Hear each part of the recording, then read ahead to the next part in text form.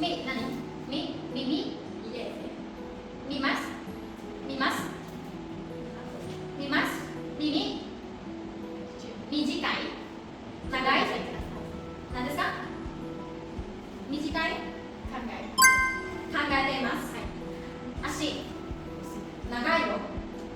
短いじゃないです短くないです長いですだから座るときちゃんと座ってくださいわかった痛くない言い訳いらない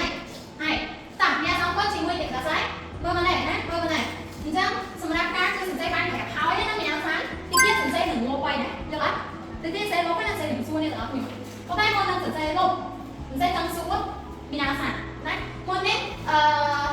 តារាសានគឺគាត់បានប្របែកហើយតើតោងជាមួយនឹងគុណនាម A ការរបស់គុណនាមការគួរសមទាំងមូលរបស់គុណនាម A ហើយចុះរបៀបបំបែកការទាំងមូលទំនងគួរសមរបស់គុណនាមណាវិញតែយើងបំបែកដូចមិនដេចយើងបំបែកដូចមិនដេចតើអត្ថន័យរបស់វាក៏ដូចគ្នាដែរឬអត់តើអត្ថន័យរបស់វាមានន័យដូចគ្នាដែរឬអត់ដូចគ្នាតែបំបែកគ្នាបំបែកកិរិយាសព្ទគុណនាមណាគុណនាមណាដូចជាបច្ចុប្បន្នស្របបច្ចុប្បន្នកាលយើងគ្រាន់តែថាដែលចូលការស្រេចហើយ